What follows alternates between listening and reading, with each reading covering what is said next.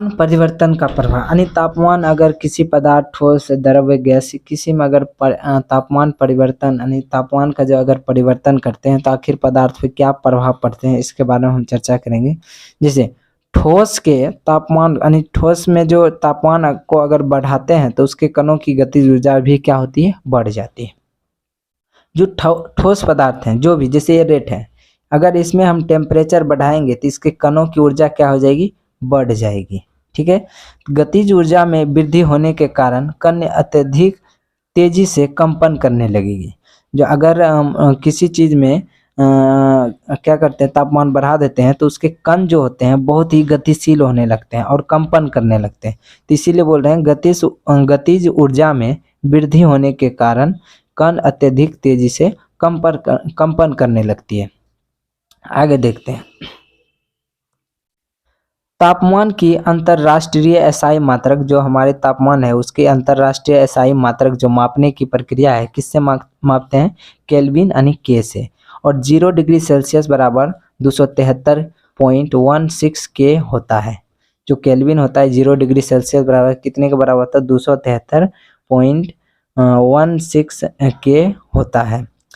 तापमान पर, जो हमारे तापमान पर ठोस पिघल कर द्रव बन जाता है, वह इसका गलनांक कहलाता है। जो तापमान होता है, जो भी टेम्परेचर है, तो वो क्या होंगे, ठोस से पिघल कर द्रव बन जाएंगे तो वह उसका क्या कहलाएंगे, गलनांक। यानी पूछेंगे गलनांक क्या है, तो वैसे पदार्थ वैसे तापमान पर जब ठोस अवस्था से द्रव अवस्था में बन जाती है तो उसका क्या कहलाएगा, गलनांक कहलाएगा। बर्फ का गलनांक कितना होता है, 273.16 के होता है। यानी कि क्या हो जाएंगे, ठोस हो जाएगा। अगर 0 डिग्री सेल्सियस में अगर देंगे तो द्रव से क्या हो जाएंगे, ठोस अवस्था में परिवर्तित हो जाएंगे।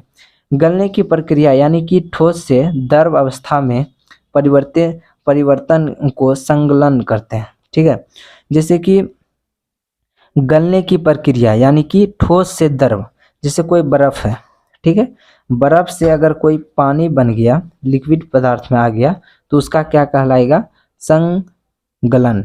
क्या, संगलन कहलाएगा। ठीक है, आगे देखते हैं, किसी ठोस के गलने की प्रक्रिया में तापमान समान रहता है, ऐसे में उसमें ऊर्जा कहा जाता है, उसमें ऊर्जा कहा जाता है। देखिए, किसी ठोस के गलने की प्रक्रिया में तापमान समान रहता है। जो ठोस है उसकी गलने की यानी कि जो गलाने की, बर्फ से जो द्रव्य बनाते हैं उसे बनाने की तापमान में क्या होते हैं, उसका तापमान समान रहते हैं।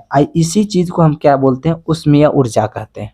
अगर पूछेगा ऊष्मीय ऊर्जा क्या है, तो किसी ठोस की गलने की प्रक्रिया में तापमान समान रहता है, इसी को हम क्या बोलते हैं, ऊष्मीय ऊर्जा बोलते हैं।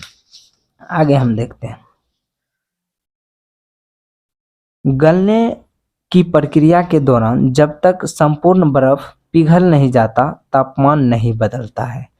जो जैसे कि अगर हम बर्फ को द्रव में सॉलिड से उसके लिक्विड में बदलेंगे, यानी बर्फ को द्रव में बदलेंगे, तो गलने के दौरान में जो उसका टेम्परेचर है वो तब तक नहीं बदलेंगे जब तक कि वो पूरा का पूरा लिक्विड फॉर्म में नहीं आता। इसका मतलब गलने की प्रक्रिया के दौरान जब तक संपूर्ण बर्फ यानी जितना बर्फ है टोटल जब तक पिघलेगा नहीं, तापमान चेंज नहीं होगा। 1 केजी ठोस के उसके गलनांक पर द्रव में बदलने के लिए जितनी ऊष्मीय ऊर्जा की आवश्यकता होती है उसे संगलन की प्रसुप्त ऊष्मा कहते हैं।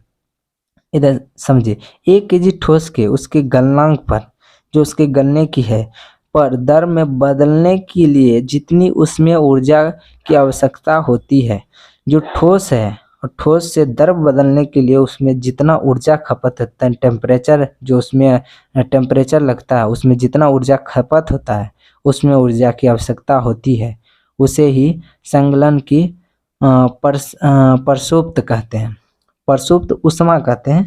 प्रसुप्त इसमें क्या हो जाएगा, ऊष्मा, संगलन की प्रसुप्त ऊष्मा कहते हैं। जल में ऊष्मीय ऊर्जा देते ही तो कण अत्यधिक तेजी से क्या होते हैं, गति करने। जो जल है हमारे, उसमें अगर टेम्परेचर बढ़ाएंगे यानी उसमें ऊर्जा देंगे तो उसके कण क्या हो जाएंगे, अत्यधिक तेजी से गति करने लगते हैं। वायुमंडलीय दाब पर वह तापमान जिस पर द्रव्य उबलने लगता है उसे उसका क्वथनांक कहते हैं। जैसे पिछले क्लास में भी देखें, वायुमंडलीय दाब पर वह तापमान जिस पर द्रव्य क्या होता है, उबलने लगता है, उसे क्या कहेंगे, क्वथनांक कहेंगे। ठीक है। द्रव में सभी कणों की इतनी ऊर्जा मिल जाती है, जो द्रव है उसमें कणों को इतनी ऊर्जा मिल जाती है कि वह वाष्प में बदल जाते हैं। अगर टेम्परेचर बढ़ा देते हैं तो द्रव में सभी को इतना ऊर्जा मिल जाता है तो किस में बदल जाते हैं, वाष्प में। किस में बदल जाते हैं, वाष्प में परिवर्तित होने लगते हैं। ठीक है।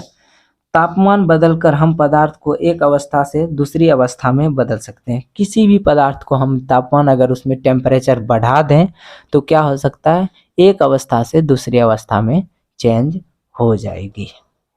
तो ये हमारे 9th क्लास के पहला अध्याय था, उसके सभी इम्पोर्टेंट नोट थे। अगर आप बोलेंगे तो इससे हम डिस्क्रिप्शन में इसके PDF भी दे देंगे, आप कमेंट में करें इसका PDF चाहिए, इसका नोट चाहिए। ये NCERT बुक का है।